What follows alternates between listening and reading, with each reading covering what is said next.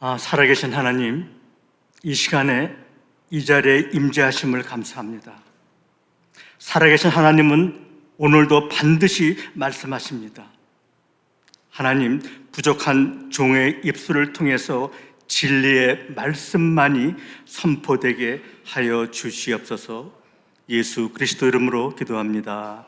아멘. 안녕하세요. 대부분 인사할 때 할렐루야 그러면 또 아멘 그러는데, 저는 그거보다 그냥 안녕하세요가 더 이렇게 또 다가오는 것 같아요.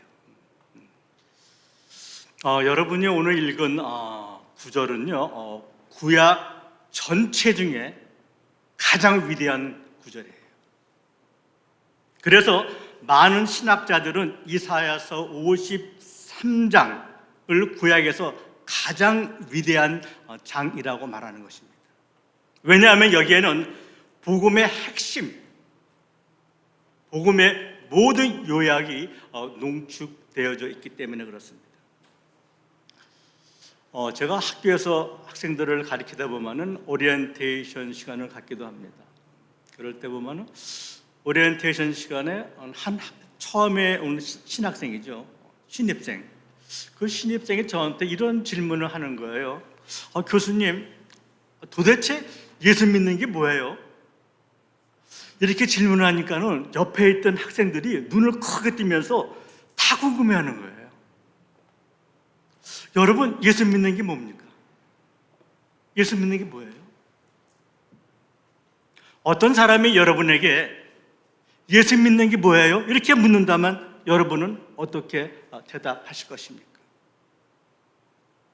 생각해 보세요. 어떻게 나한테 대답할 것인가? 술을 끊고 담배도 끊고 이제는 조금 착하게 사는 겁니까? 아니면 성경 좀 알고 주일이면 우리가 습관적으로 이렇게 교회 나오는 게 예수 믿는 것입니까? 여러분은 어떻게 대답하시겠습니까? 어떻게 대답하시겠습니까? 여러분, 예수 믿는다는 것은 바로 십자가에 달리신 예수 그리스도를 믿는다는 거예요. 즉, 십자가와 나는 뗄래야 뗄 수 없는 관계인 것을 고백하는 것이 예수 믿는 거라는 것입니다. 즉, 그 십자가 속에 나의 죽음이 있고 그 십자가를 통해서 내가 다시 태어났음을 고백하는 것이 예수 믿는다는 것입니다.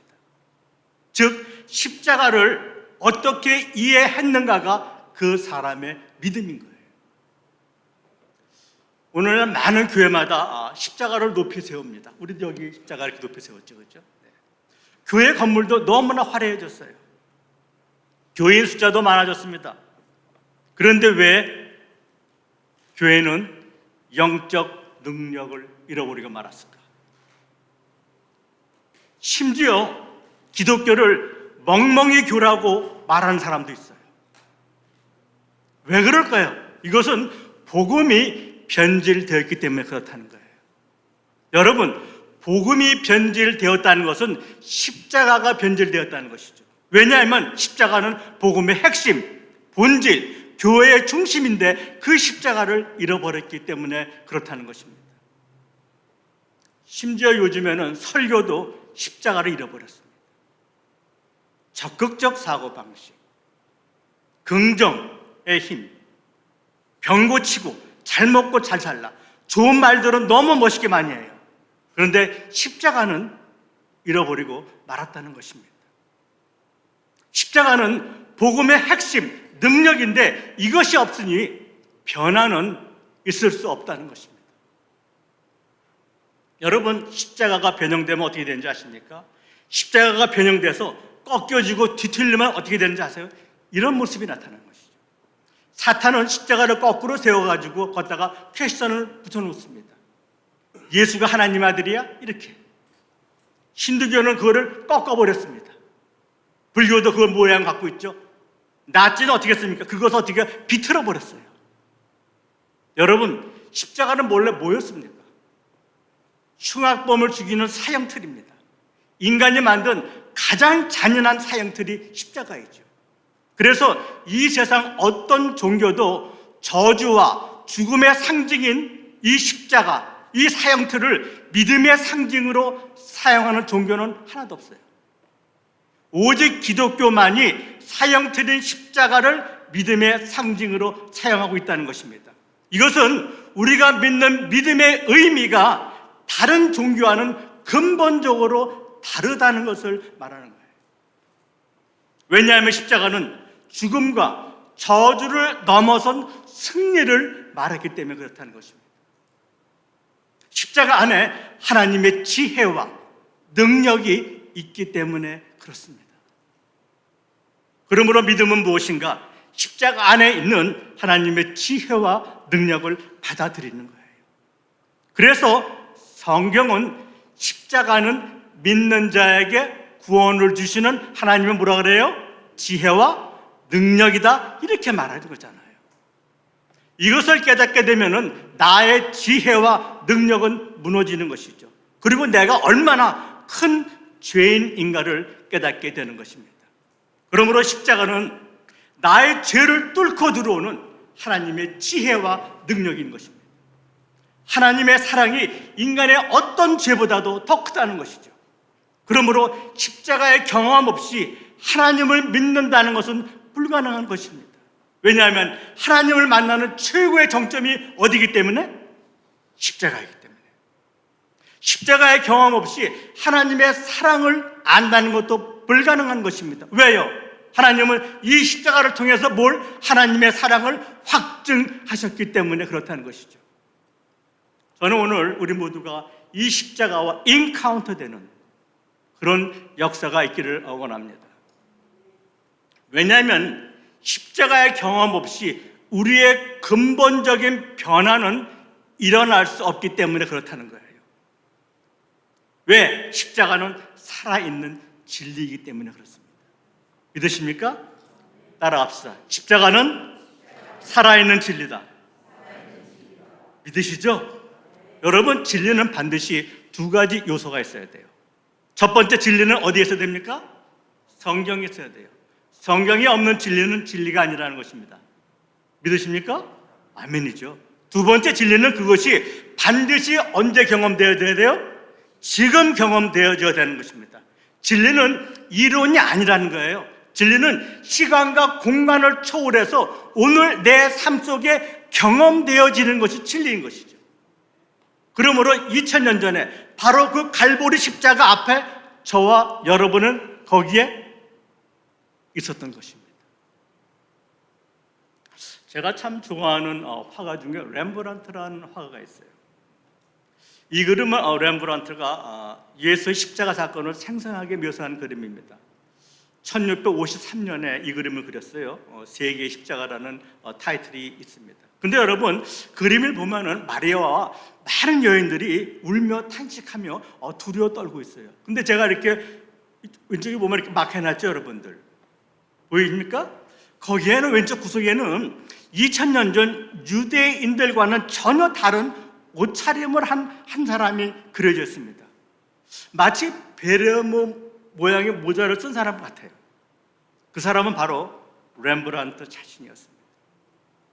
그는 2000년 전에 나도 그 자리에 있었고 나도 공범이었다고 그림을 통해서 고백하는 것이죠. 여러분, 이름을 알 수 없는 한 흑인 노예는 성경을 읽다가 이 진리를 깨닫습니다. 그래서 그는 이런 찬송시를 씁니다. 거기 너 있었는가? 그때 주님 그 십자가에 달릴 때. 이 흑인 노예는 2000년 전 바로 그 현장에 자기가 있었다는 고백을 찬송시로 쓴 거예요. 이 찬양 한번 잠깐 들어볼까요? 그래요. 거기 너 있었는가 그때에 주가 그 십자가에 달릴 때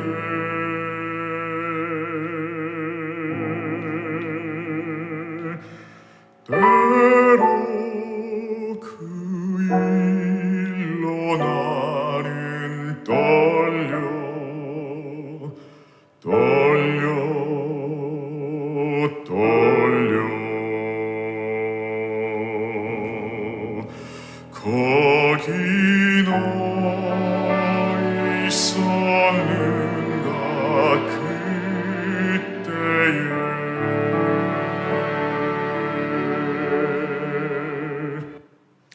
여러분은 그때 거기 있었습니까? 맞습니까? 진리는 시간과 공간을 초월하여 경험되어지는 것이기 때문에 저와 여러분은 그때 거기에 있었던 것입니다. 그러므로 오늘 경험되지 않는 진리는 진리가 아니에요. 다시 말하면 2000년 전 그 사건이 오늘 내 사건이 될 수 있기에 오늘 이 시간에 여기서 구원이 일어날 수 있는 거예요. 오늘 말씀을 듣는 중에 이 구원의 역사가 여러분에게 있기를 축복합니다. 십자가에는 하나님의 의, 하나님의 그 사랑, 하나님의 심장이 농축되어져 있기 때문에 그렇습니다. 그러므로 십자가는 하나님의 이 심장이 터져버린 사건. 하나님의 심장이 터진 이 십자가가 왜 복음인지 오늘 본문을 통해서 저는 세 가지를 살펴보려고 합니다. 첫 번째, 십자가가 복음인 이유는 뭡니까? 뭐예요? 죄사함. 이것이 피 묻은 십자가가 외치는 첫 번째 은혜입니다. 성경은 이것을 이렇게 말합니다. 같이 읽어볼까요? 그가 상함은 우리의 죄악 때문이다. 그가 상함은 우리의 뭐? 여러분, 성경에서 하나님이 가장 심각하게 다루고 있는 주제가 뭔지 아세요? 뭐예요? 죄죠. 이 죄는 하나님의 아들 예수 그리스도를 십자가에서 처참하게 죽일 정도로 심각하게 다루고 있는 것입니다. 십자가는 우리의 죄악 때문에 하나님의 아들이 죽었다고 고발하는 거예요. 십자가는 우리가 얼마나 치명적인 악독한 죄인인지를 고발하는 것입니다. 그래서 십자가는 이렇게 말해요. 너, 나 다 죽을 죄인이라고. 그런데 사탄은 어떻습니까? 사탄의 속임수는 무엇입니까? 감추는 거예요. 죄를 합리화시킵니다. 죄를 때로는 아름답게 미화도 시켜요. 저는 한국 드라마를 보면은요, 그 불륜, 그것을 얼마나 아름답게 요새는 묘사하는지 몰라요. 그걸 로맨스래. 그리고 또 그거 뭐라고 하더라? 시대 문화라고 합니다. 여러분, 그렇다면 오늘날 교회는 어떻습니까? 교회는 어때요? 교회는 어떤 기관보다도 더 투명해야 할 기관이에요. 그런데 교회도 돈의 문제에 대해서는 얼마나 많은 것을 감추고 숨기는지 몰라요. 그래서 성경은 고발합니다. 너희 안에 악독으로 가득 찼다고 로마서 1장은 이렇게 고발하는 거예요. 우리가 32절만 다 같이 한번 읽어보겠습니다. 시작. 이같이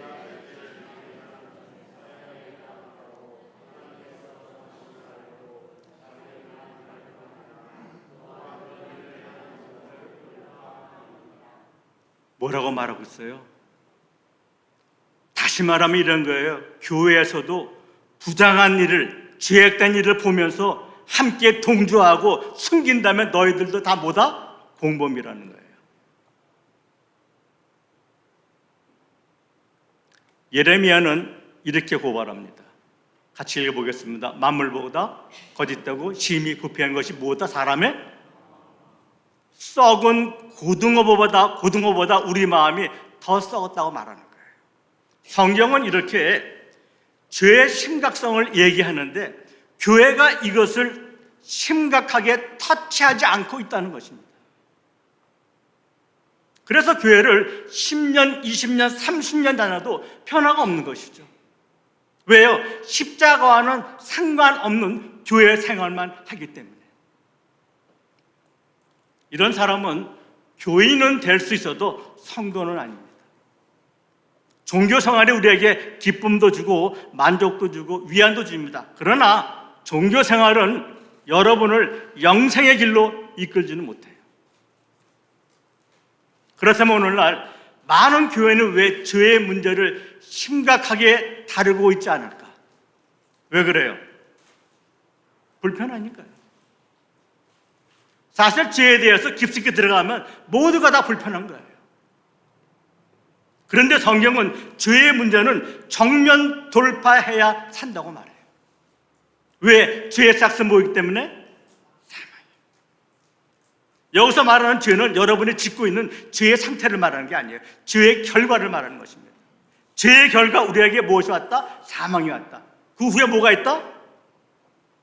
심판이 있다고 말하잖아요. 그래서 예수 그리스도께서는 인간의 죄의 싹신 사망을 사망 속으로 들어가서 사망을 이기시는 거예요. 예수님은 인간의 죄를 정면 돌파하십니다. 죽음을 정면 돌파하시는 것이죠. 그래서 십자가는 죄의 싹신 죽음을 죽음으로 이긴 사건입니다. 여러분 잘 들어보세요. 저와 여러분의 죄가 예수 그리스도를 십자가에 못 박았습니까? 맞습니까? 아멘이잖아요. 동시에 하나님은 저와 여러분의 죄를 십자가에 못 박았어요. 그래서 예수 그리스도의 흠없음이 우리에게 전가된 것이죠. 자, 제가 소의 제물을 가지고 십자가에 대해서 말씀드린 적이 있어요. 모르신 분들은 교회 홈페이지 가서 보세요.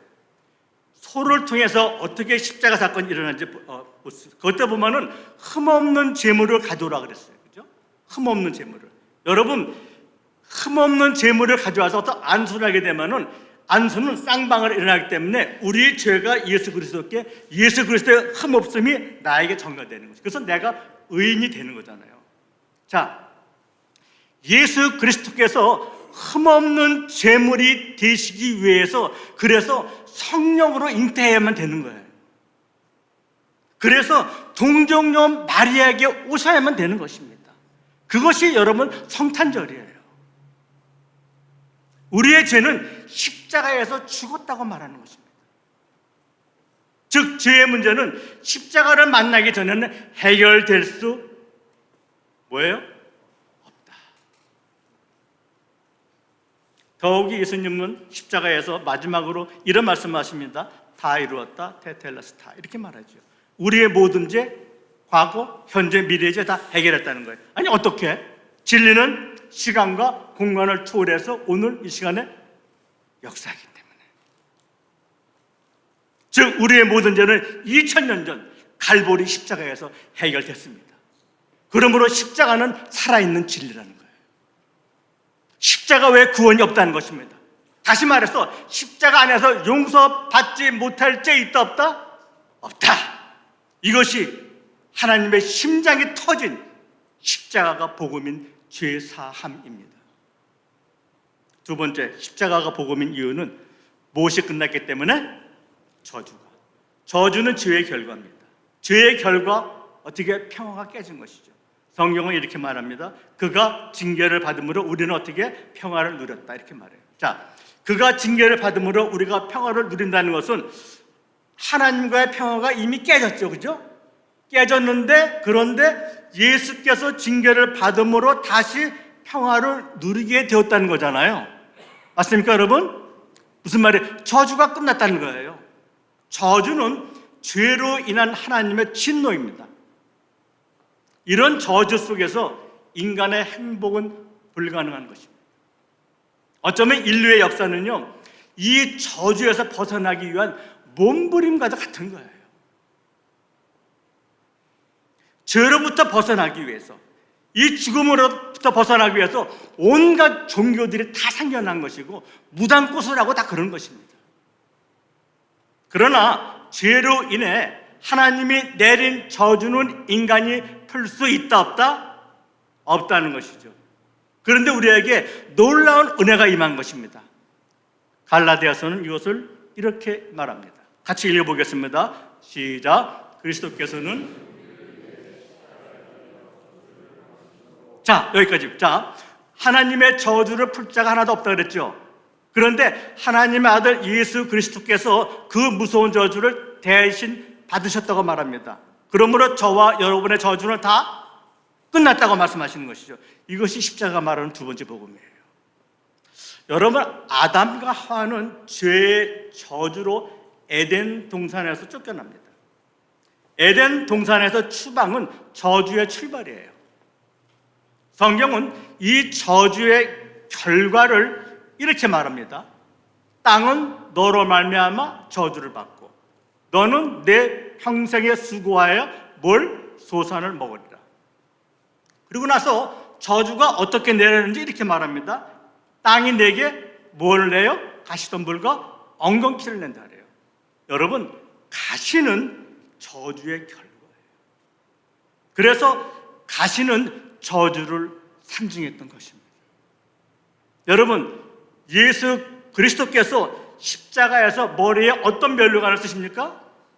가시 면류관을 쓰십니다. 무슨 말이에요? 우리의 저주를 뒤집어 그러므로 우리의 저주는 십자가에서 끝났다.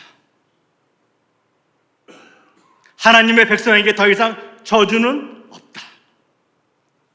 이 놀라운 소식 때문에 사도 바울이 너무 기뻐서 흥분해서 이렇게 말하는 거잖아요. 누가 우리를 그리스도의 사랑에서 끊으랴? 환난, 곤고, 박해, 기근, 적신, 위협, 칼 이런 거 다 있을지라도 아직 이런 거 있다는 소리 없다는 거예요. 있어요. 그렇지만 이런 것들이 우리를 그리스도의 사랑에서 끊을 수 있다 없다? 없다. 왜? 더 이상 저주는 없기 때문에. 이것이 하나님의 심장에 터진 십자가가 외치는 두 번째 복음입니다. 세 번째입니다.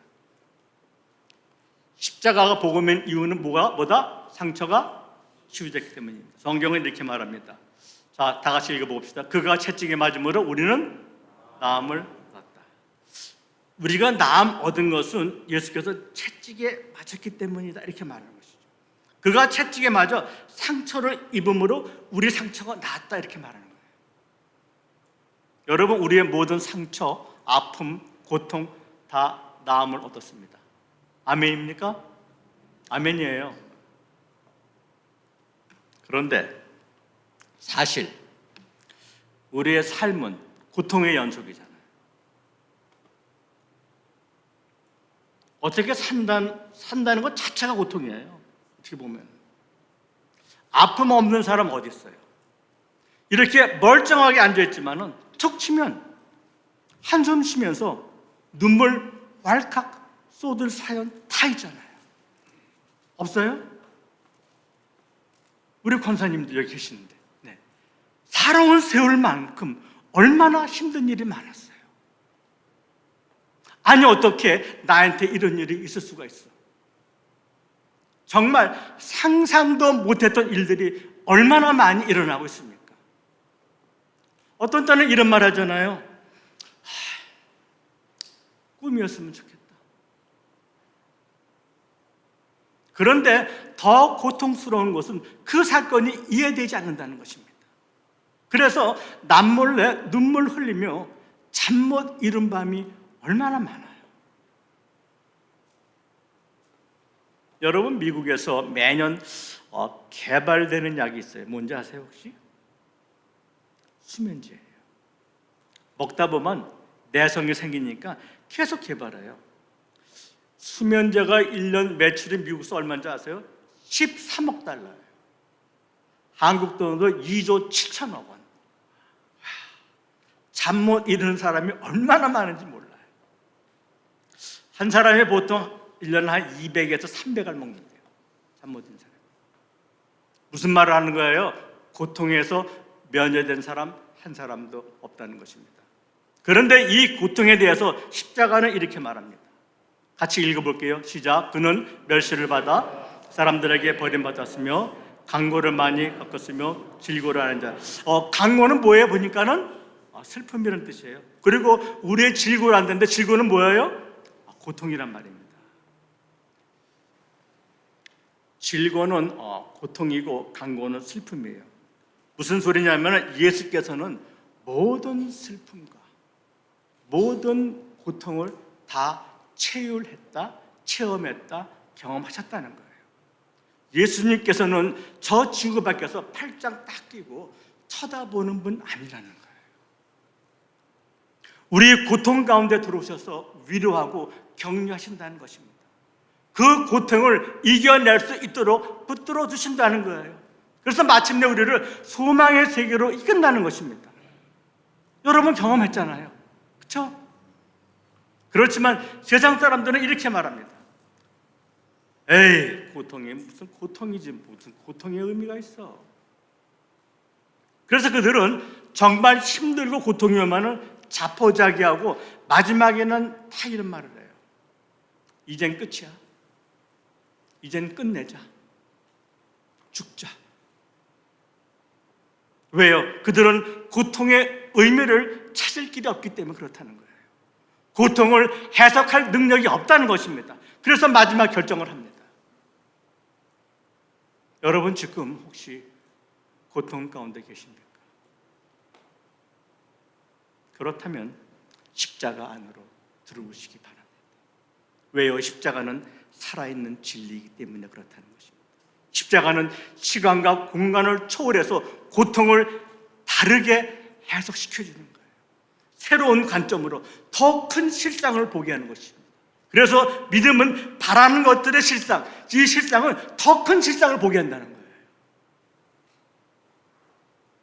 이것이 나를 죽이려고 했던 것이 아니구나. 다시 해석하게 된다는 것입니다. 오히려 고난이 축복이었다고 우리가 고백할 수 있게 되는 것이죠. 어떻게 이런 일이? 십자가는 살아있는 진리이기 때문에 시간과 공간을 초월해서 지금 역사하기 때문에 그렇다는 것입니다. 이제 제가 세 아이의 엄마가 쓴 글을 소개하고 말씀을 마치겠습니다. 이 여인은 하나님께 헌신하고 선교사가 되기로 결심합니다. 신학교를 졸업하고 결혼합니다. 결혼하고 첫 아들을 낳았어요. 그런데 그 아들은 정신 발달 장애아로 태어납니다. 저는 발달 장애아이 하나 키우는 게 얼마나 힘든지 조금은 압니다. 왜냐하면 저는 한 5, 6년 동안 장애인 선교회에서 디렉터로 섬긴 적이 있기 때문에 그래요. 이 여인은 다시 소망 가운데 둘째 아이를 갖습니다. 그런데 둘째 아이는 심한 소아마비로 태어납니다. 두 팔, 다리 못 쓰는 중증 소아마비로 태어납니다. 한 가닥 희망을 갖고 3년 후에 딸을 낳습니다. 그 딸은 안전뱅이로 태어납니다. 그녀는 악몽 같은 10년의 세월을 지냅니다. 악몽 같은 10년의 세월을 지나는 어느 날 이 여인은 이렇게 울분을 토로합니다. 이렇게 10년을 참고 참았다. 무슨 이유일까? 하나님의 뜻은 무엇인가? 형벌인가? 저주인가? 심판인가? 도대체 내 죄는 무엇인가? 밤마다 이런 질문으로 잠 설치기가 12여 년. 오늘 아침도 아이들을 먹이고 씻기고 나는 지쳐 쓰러져 있다. 그런데 우연히 거울에 비친 내 모습을 보고 깜짝 놀랐다. 10년 만에 처음 보는 내 모습. 이제 겨우 30 중반을 넘겼는데, 아니 언제부터 이렇게 흰머리가 왈칵 쏟아지는 눈물을 주체할 수 없었다. 얼마나 울었는지 모른다.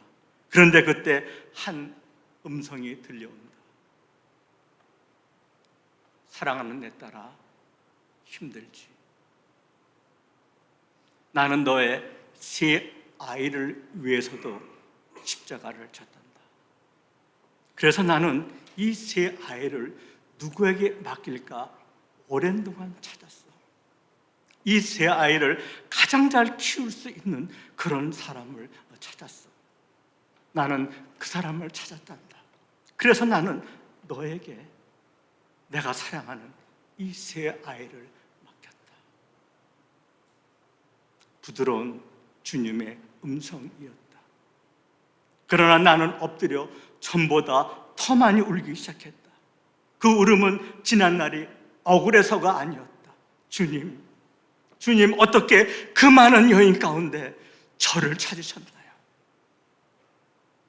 어떻게 나 같은 것을? 그 음성은 하나님의 놀라운 위로였다.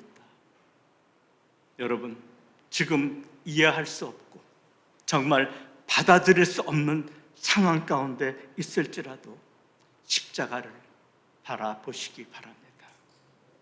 진리인 십자가는 시간과 공간을 초월해서 지금도 역사하기 때문에 그렇습니다. 그래서 살아있는 십자가는 이렇게 말하는 것이죠. 이 여인에게 일어난 모든 일들은 죄의 결과가 아니라고 말합니다. 이 여인의 10년의 고통은 저주가 아니라고 말합니다. 이 여인의 수많은 상처는 예수께서 채찍에 맞음으로 회복되었다고 말합니다. 그래서 이제 이 여인은 하나님께 이렇게 고백하는 거예요. 하나님, 어떻게 나 같은 사람을 찾으셨나요?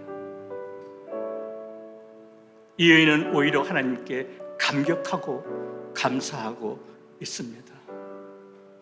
여러분, 믿음이란 무엇입니까?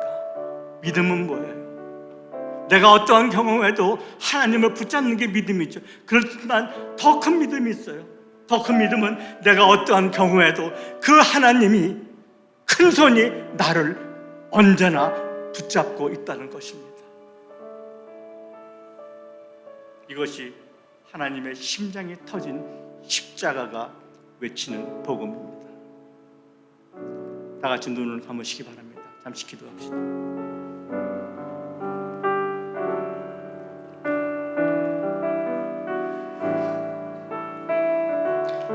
살아있는 진리인 십자가는 여러분을 이 시간 2000년 전 갈보리 언덕으로 인도합니다. 그 갈보리 언덕에 있는 십자가는 지금 여러분에게 어떻게 다가오고 있습니까? 살아있는 십자가는 이렇게 말합니다. 하나님의 심장이 터진 십자가는 이렇게 말합니다. 십자가 안에서 용서받지 못할 죄는 없다고 말합니다. 내 사랑보다 더 큰 죄는 없다고 말합니다. 십자가는 또 말합니다.